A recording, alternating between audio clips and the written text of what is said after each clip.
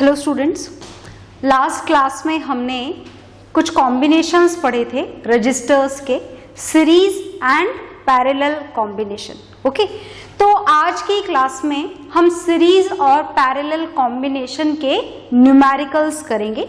Numericals में मैं आपको वर्कशीट के जो न्यूमेरिकल्स हैं उन्हीं के कुछ न्यूमेरिकल्स करवाऊंगी, तो देखिएगा आप लोग ध्यान से। तो क्वेश्चन मैं सबसे पहले लिखने जा रही हूं, यहां पर देखिएगा।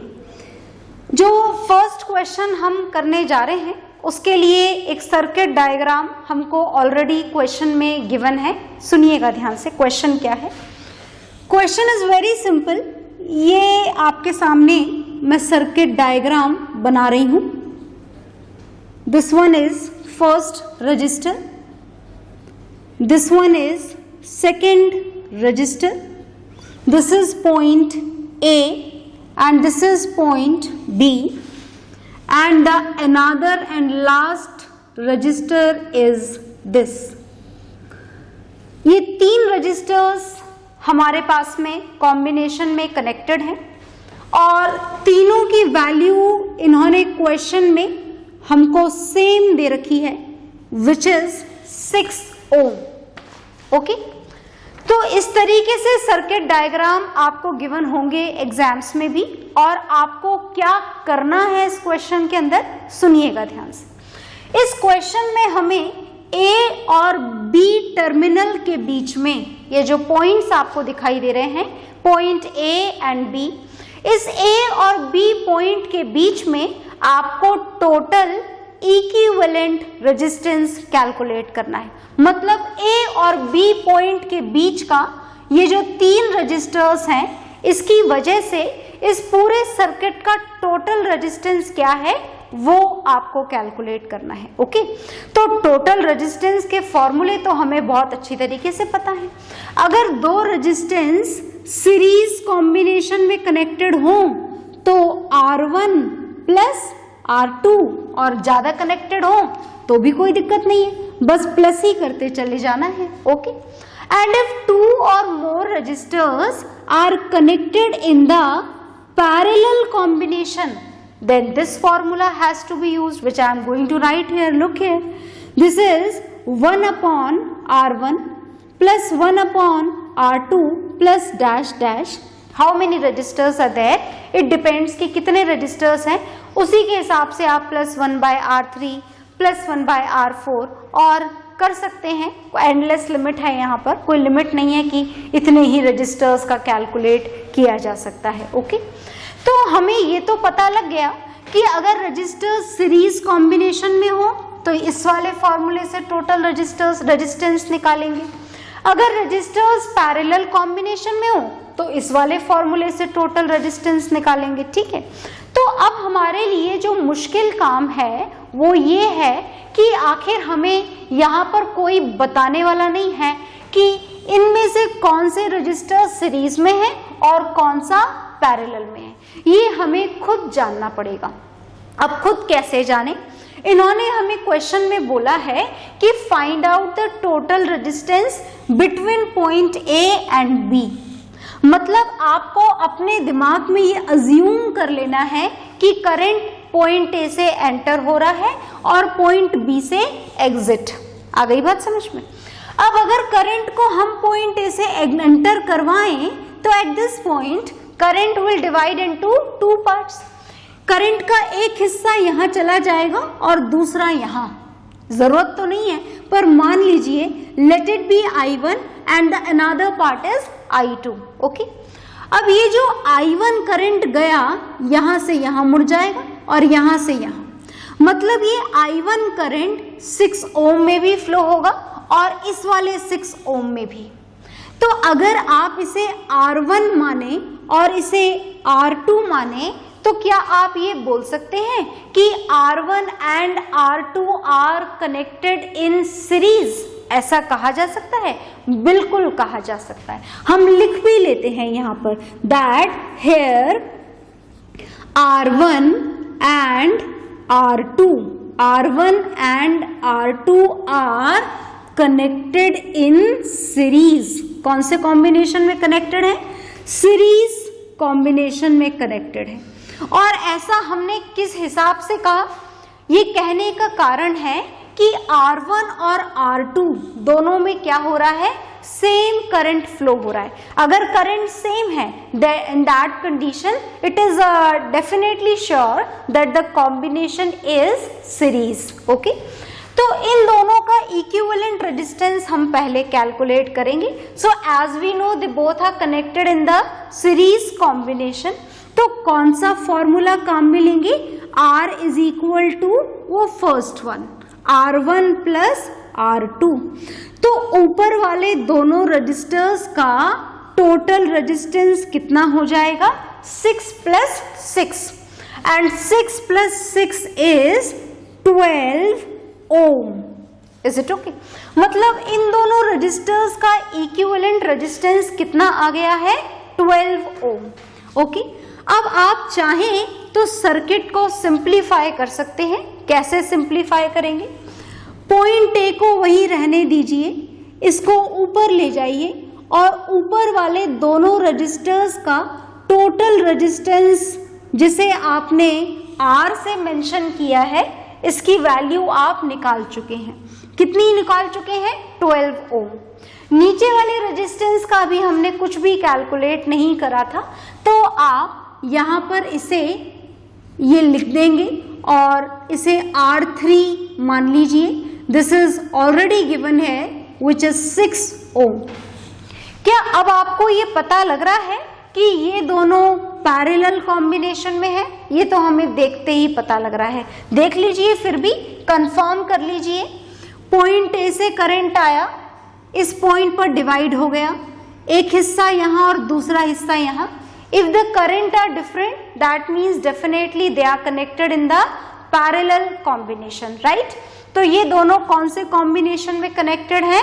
पैरेलल कॉम्बिनेशन में। ओके, तो इन दोनों का इक्विवेलेंट रेजिस्टेंस अब हमें निकालना है। तो हम निकालने जा रहे हैं इक्विवेलेंट रेजिस्टेंस। किसका निकालने जा रहे हैं? अब हम equivalent resistance of R and R3, R और R3 का। तो चलिए हम पैरेलल कॉम्बिनेशन वाला फॉर्मूला काम में लेते हैं और 1/R डैश। हमने मान लिया कि सर्किट का टोटल रेजिस्टेंस कितना है? R dash. R डैश हमने यहाँ पर सिंबल यूज कर लिया। किसी भी सिंबल को आपको क्वेश्चन करते वक्त रिपीट नहीं करना होता है। ओके, जैसे आप R1 काम में ले चुके हो, R2 काम में ले चुके हो, R3 काम में ले चुके हो, R भी काम में ले चुके हो, तो in that condition we have to provide a new symbol to it. Okay, so we have provided a new symbol. This is R dash. तो 1/R dash इन दोनों का कौन से कॉम्बिनेशन में निकालना है हमें? टोटल रेजिस्टेंस पैरेलल कॉम्बिनेशन में। ये रहा पैरेलल कॉम्बिनेशन का फॉर्मूला। तो 1/R plus 1/R3। Is it okay? Values का सब्स्टिट्यूशन करते हैं यहाँ पर। Now 1/R dash is equal to 1/R। R की वैल्यू कितनी गिवन है यहाँ पर? 12 ओम प्लस 1/R3। R3 की वैल्यू कितनी गिवन है? ये लिखी हुई, दिस इज 6 ओम। ओके, आगे देखिए 1/R dash is equal to 12 और 6 का एलसीएम लेंगे हम, दिस इज 12। इस 12 को इससे डिवाइड करना होता है, आंसर इज 1, और फिर उस 1 को उस न्यूमरेटर से मल्टीप्लाई करना होता है, then again you will get this 1. Okay, now again this 12 has to be divided with 6. क्या नंबर आएगा? 2. And now that 2 has to be multiplied with the numerator whatever it is there. Okay, here it is 1, so the answer will be 2. Okay, अब मैं side में लिखे हुए formulas को यहाँ से रफ करने जा रही हूँ. ये आप पहले ही नोट डाउन कर चुके हैं, so no need to note it down again and again. You have to learn all these relations. So look here. Now we are going to solve it more to find out the value of R dash. तो ध्यान से देखेंगे, 1/R dash की calculation चल रही है. 1 + 2 is 3. So this is 3/12, जैसा कि मैंने आपको पहले भी बोला था, पैरेलल कॉम्बिनेशन में रेजिस्टेंस निकालते वक्त हम कई बार आंसर में फाइनल रेसिप्रोकल करना भूल जाते हैं, आप मत भूलिएगा। ओके, तो देखिए हम इसका रेसिप्रोकल कर देते हैं, तो r dash is equal to 12/3, right. Now this will be cancel हो जाएगा और आपको आपके सर्किट का टोटल रेजिस्टेंस कितना मिल जाएगा, 4 ओम। तो ये है आपके इस वाले सर्किट का टोटल रेजिस्टेंस, दिस इज 4 ओम। तो अगर आप 3 रजिस्टर्स 6 ओम के इस तरीके से कनेक्ट करेंगे तो A और B के बीच का जो फाइनल टोटल इक्विवेलेंट रेजिस्टेंस होगा वो कितना होगा, 4 ओम। ओके, तो आपके सामने पूरा सोल्यूशन हो रखा है, आप इसे नोट डाउन करेंगे अपनी कॉपीज में। मैं साइड में हट रही हूं आपके नोट डाउन करने के लिए। ओके,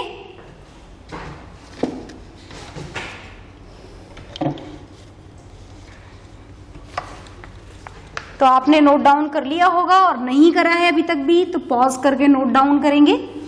और अब हम एक और क्वेश्चन सॉल्व करने जा रहे हैं, देखिएगा ध्यान से। नेक्स्ट क्वेश्चन जो हम सॉल्व करेंगे, again it is based on the same concept, that is the series and parallel combination of registers.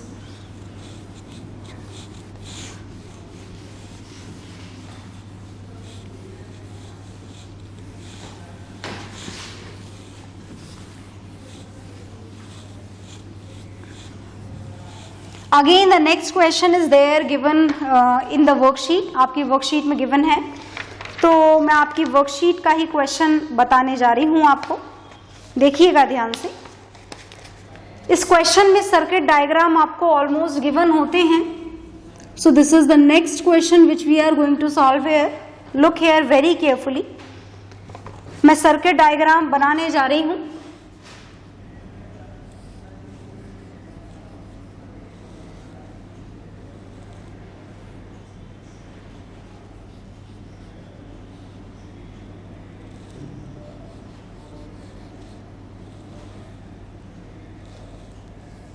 This is point C, this is point D,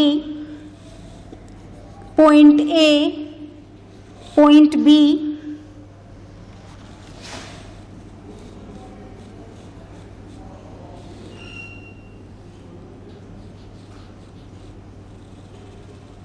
and this is point E. Okay? तो सारे registers की value हमको given है, 3 ओम, 3 ओम, 3, 3 and 3। देखो हमने 2 question करे और दोनों में रेजिस्टेंसेस की वैल्यू हमें सेम गिवन थी। इट डजंट मीन कि रेजिस्टेंसेस की वैल्यू हमेशा सेम होती है। ओके, तो ये है हमारे पास में गिवन कॉम्बिनेशन ऑफ रजिस्टर्स। अब करना क्या है, हमें करना तो वही है, इक्विवेलेंट रेजिस्टेंस कैलकुलेट करना है, पर कौन से पॉइंट्स के बीच में करना है, दैट इज वेरी इंपॉर्टेंट। तो 2 पार्ट्स में डिवाइडेड है ये question. In this first part we have to find out the total resistance between points A and B। पहला जो काम आपको करना है वो आपको टोटल रेजिस्टेंस कैलकुलेट करना है, और कौन से पॉइंट्स के बीच में करना है, आपको पॉइंट A और B के बीच का टोटल रेजिस्टेंस कैलकुलेट करना है। तो देखो जब भी ये पॉइंट्स मेंशन हो आपके क्वेश्चन के अंदर, तो इसका मतलब क्या होता है, इसका मतलब होता है कि पॉइंट A से करंट एंटर हो रहा है और पॉइंट B से करंट एग्जिट हो रहा है, ठीक है ना। मतलब ये A से करंट आया और B से करंट ऐसे एग्जिट हो गया। ओके, समझ में आई ये बात। तो चलिए इस बात को हम मानते हुए इस क्वेश्चन को सॉल्व करते हैं। पॉइंट A से करंट एंटर हो रहा है, देखिए ये देखिए एंटर हुआ, यहां से जरूरत नहीं है, but just to know that which two are in series and which two are in parallel, हम करंट का डिवाइडेशन कर देते हैं। ओके, तो हमने माना कि पॉइंट ए से करंट कौन सा एंटर हो रहा है, आई।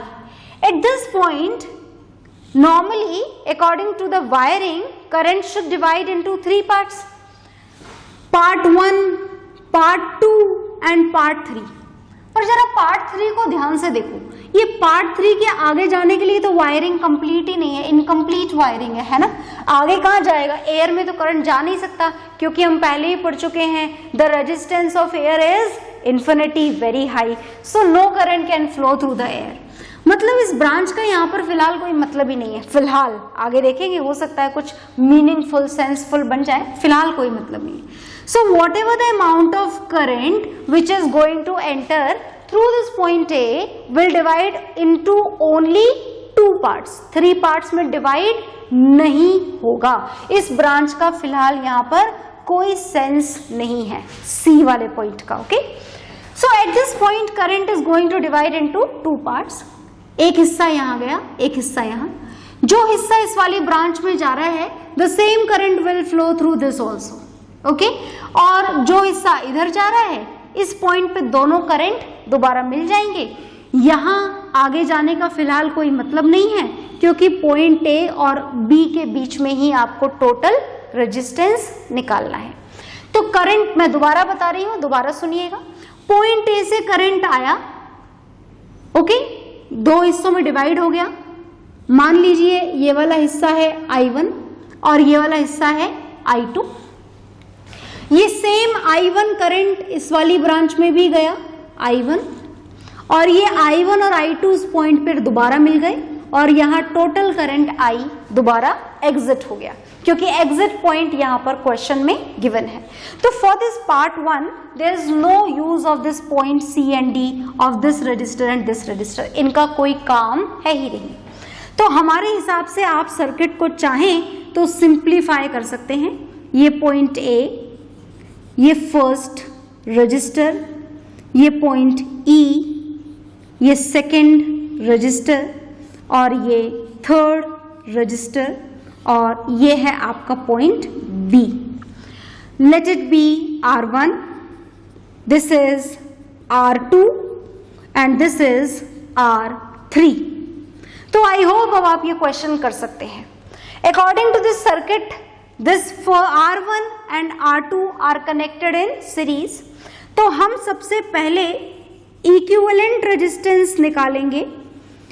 Equivalent resistance of R1 and R2, इन दोनों का, ये देखो ऊपर current R1 and R2, same current flows through both of them, that means These two are connected in series combination। तो हमने निकाल लिया R, which is equal to R1 plus R2। आगे देखिएगा,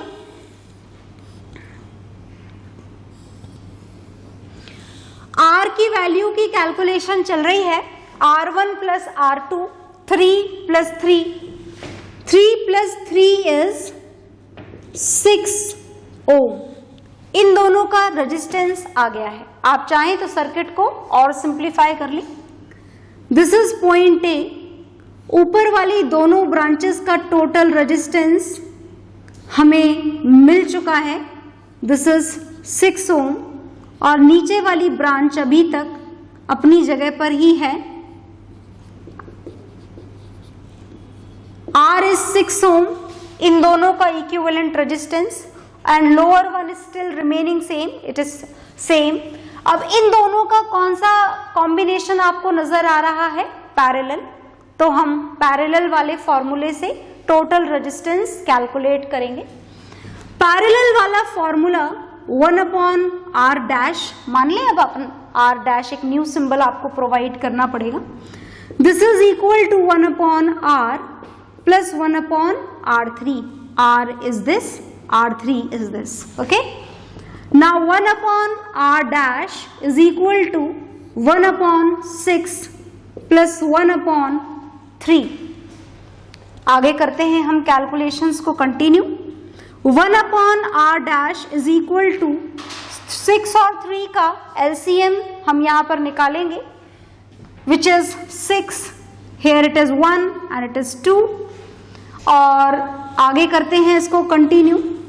Now 1 upon R dash is equal to 3 upon 6, 1 plus 2 is 3, 3 upon 6, भूलिएगा मत, reciprocal करना है। R dash is equal to 6 upon 3 and this is 2 ohm, okay. तो R dash की value क्या आ गई है, 2 ohm, मतलब हमारे पॉइंट A और B के बीच का टोटल रेजिस्टेंस कितना आ गया है, 2 ohm, मतलब हमारा पार्ट 1 डन, ओके। तो ये आपका पार्ट फर्स्ट का आंसर आ गया है। Total resistance this is 2 ohm। इसे आप नोट डाउन करेंगे और ध्यान से बिल्कुल स्टेप बाय स्टेप देखते हुए समझते हुए फिर नोट डाउन करेंगे, ओके।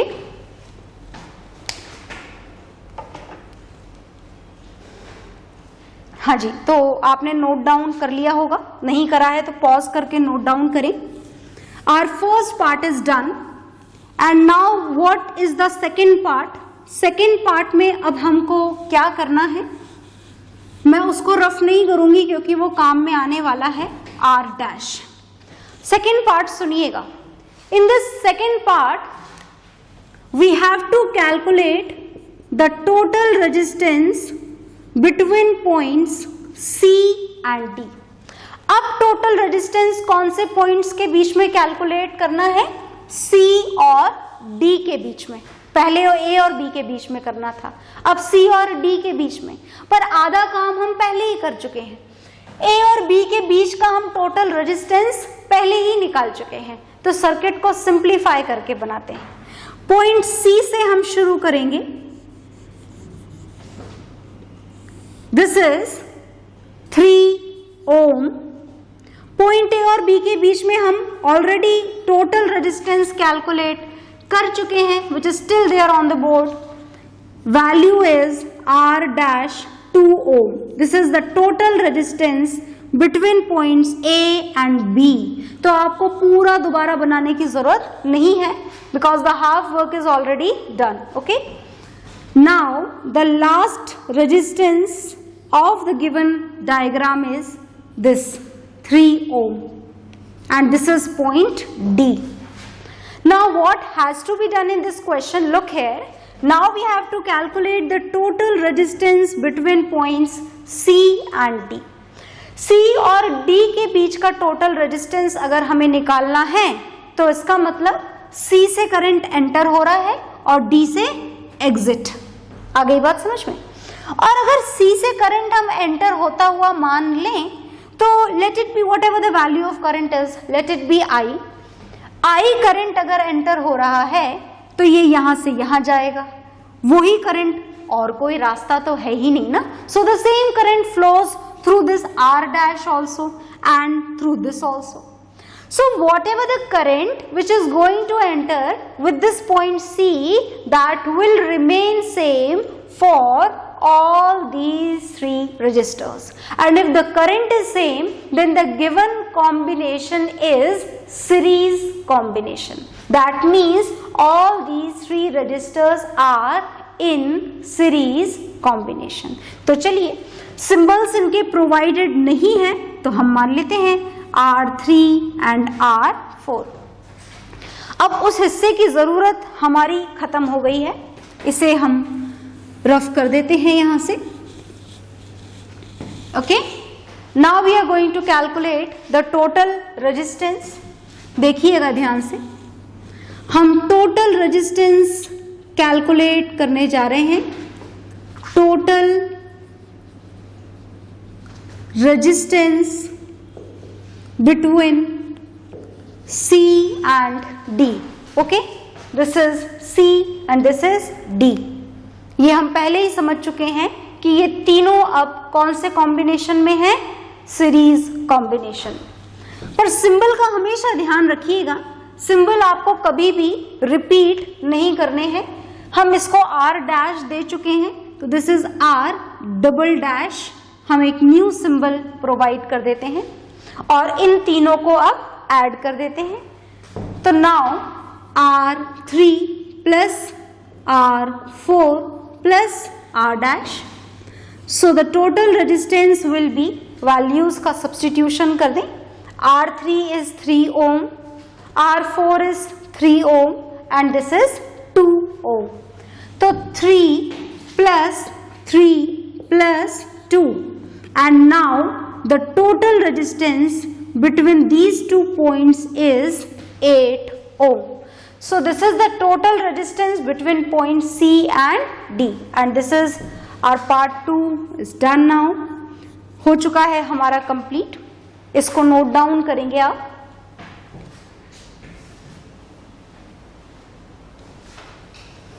हाँ जी, तो आपने नोट डाउन कर लिया होगा, नहीं करा है तो पॉज करके नोट डाउन करेंगे और वर्कशीट के बाकी सीरीज और पैरेलल कॉम्बिनेशन वाले क्वेश्चंस आपको करने हैं. नहीं आ रहे हैं तो पूछने हैं, इज इट ओके, पर ट्राई जरूर करने हैं पूरी ईमानदारी के साथ में. ओके, सो बाय एवरीवन.